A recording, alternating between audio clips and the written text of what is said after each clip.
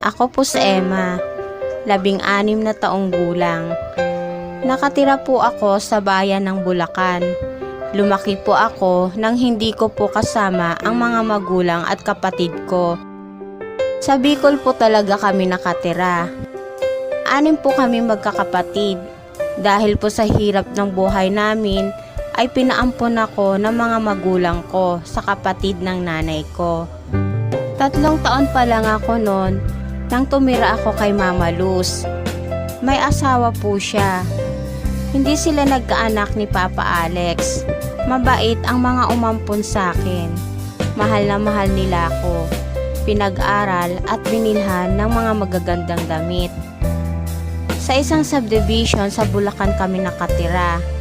Parehong may trabaho sila Mama Luz at Papa Alex. Sa isang private school nila ako pinag-aral. Paminsan-minsan dumadalaw ang mga tunay kong magulang sa Bulacan. Alam ko naman na sila ang tunay kong magulang, kaya lang hindi ko sila maintindihan. Bakit 6 kami magkakapatid, ako lang ang pinaampon nila. Kaya lumaki ako na may tampo sa kanila. Isang araw, maagang nagising si Mama. Papasok na raw sila ng trabaho ni Papa Alex. Sinabi ni Mama sa akin na lagi raw akong mag-iingat at mag-aaral mabuti. Sabay-sabay kaming kumain ng almusal nila Mama at Papa. Dati kasi, pagpapasok sila ng trabaho nila ay hindi na nila ako ginigising. Si Aling Inday ang naghahanda ng almusal ko at maghapon kong kasama sa bahay namin. Bago umalis sila Mama, hinalikan at niyakap pa nila ako ni Papa Alex.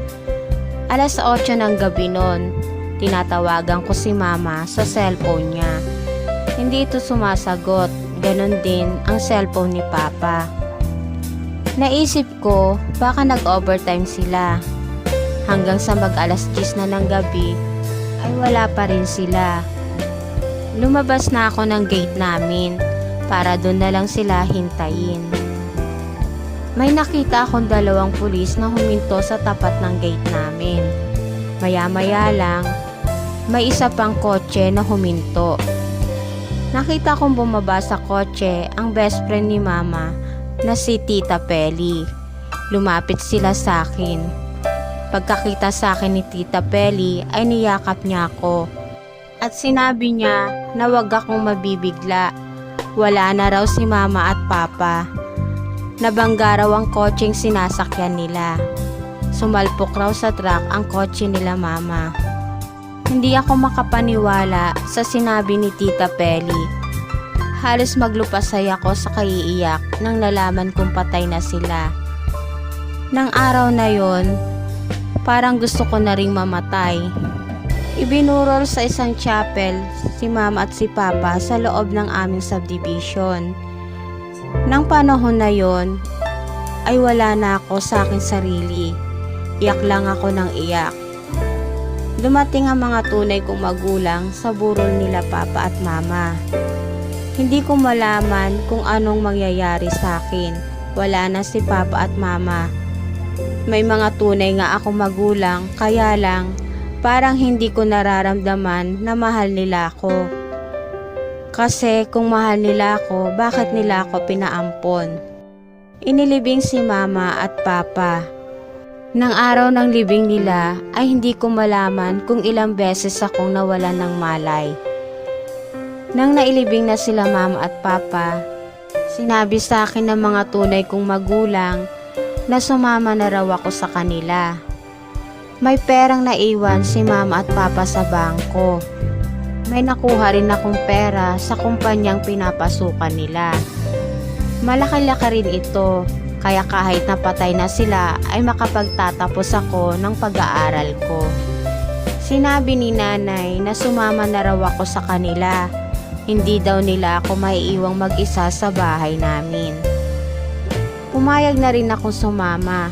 Nilak namin ang bahay at iniwan namin ang susi sa malayong kamag-anak nila Mama. Masakit sa akin ang umalis sa bahay namin. Kaya lang, pag tumigil pa ako dito ng ilang araw, ay mababaliw na ako sa sobrang lungkot.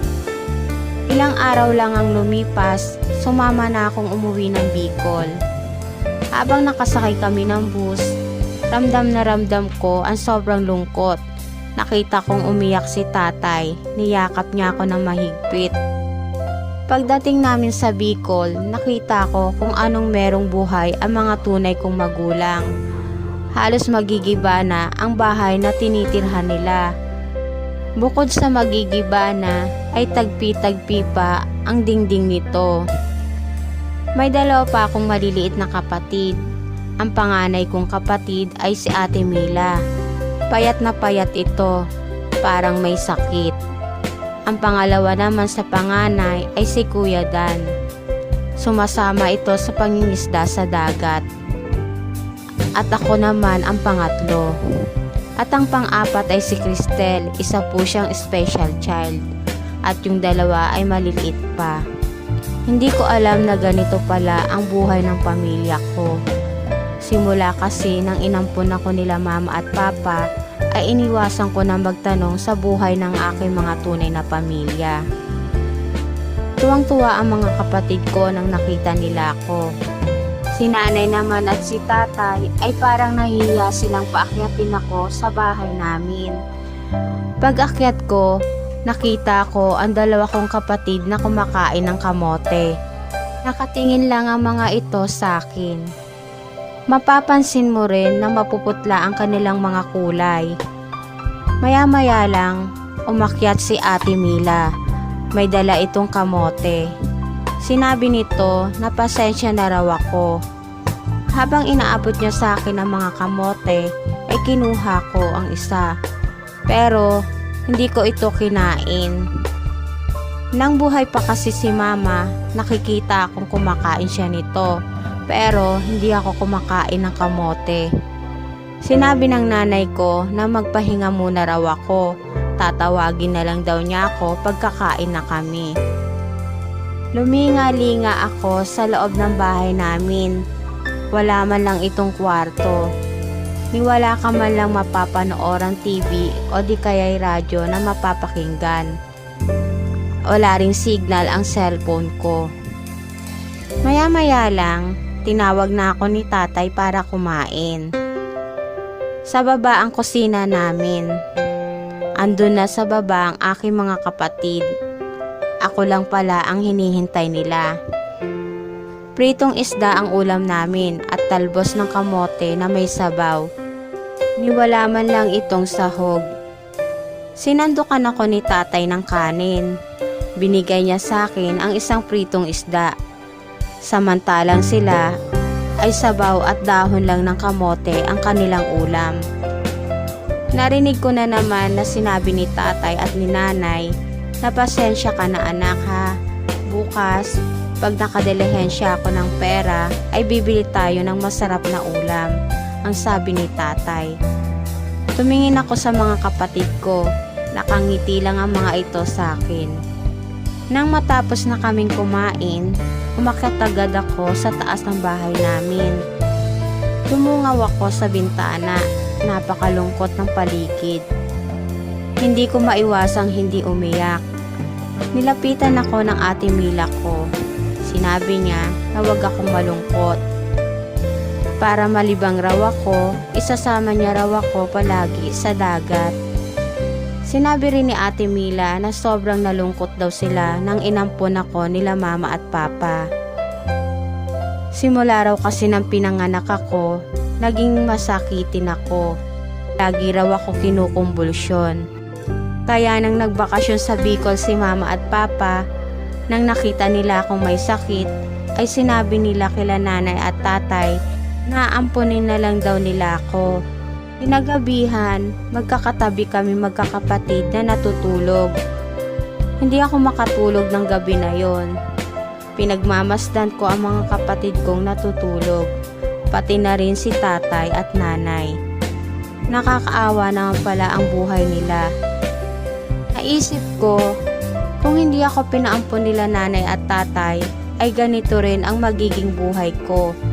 Lalaki ng salat sa lahat ng bagay. Walang makain, hindi nakapag-aral. Hindi ko maiwasang hindi umiyak. Nang gabi na yon, nawala lahat ang galit ko sa mga magulang ko. Dahil sa hirap ng buhay namin, kaya nila ako pinaampon. Humiga uli ako at niyakap ko ang dalawa kong kapatid na maliliit. Kinabukasan, nagising ako sa isang ingay ng isang babae. Galit na galit ito kila nanay. Nangutang pala sila ng pera sa babae. Minumura sila nanay. Dumungaw ako sa bintana. Nakita kong galit na galit ang babae. Kaya agad akong bumaba. Tinanong ko ang babae kung magkano ang utang ng mga magulang ko sa kanya. 5,000 raw ang sabi ng babae. Kaya agad akong umakyat sa taas. Kumuha ako ng pera sa wallet ko at binayaran ko ang babae. Umalis agad ito. Sinabi ni tatay na ipagbibili niya ang kalabaw niya para makabayad siya sa akin. Sinabi ko kay tatay na hindi niya na ako kailangang bayaran. Nang araw na yon, nagpasama ako kay Ate Mila at Kuya Dan para pumunta sa bayan. Namili kami ng masasarap na pagkain at naggrocery rin ako. Gusto ko magsalo-salo kaming mag-anak.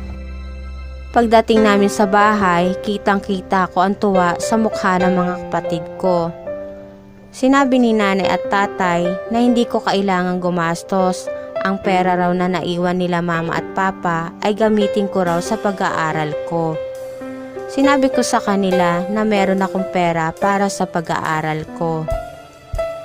Pinagawa ko ang bahay namin. Bumili ako ng radyo at TV para meron naman kaming mapanoorang magkakapatid. Binilhan ko si kuya ng motor at pinalagyan namin ito ng sidecar para makapagtinda siya ng isda. Nagpatayo rin ako ng tindahan para makapagtinda si nanay at Ate Mila. Lumipas ang buwan at araw na masayang masaya ako sa piling ng aking pamilya. Tulong-tulong kaming mag-anak para gumanda ang buhay namin. Sa ngayon ay hindi na po ako bumalik sa Bulacan. Pinaupahan ko na lang po ang bahay namin. Malapit na rin ako matapos sa aking pag-aaral. At dito na po nagtatapos ang aking kwento. Salamat po.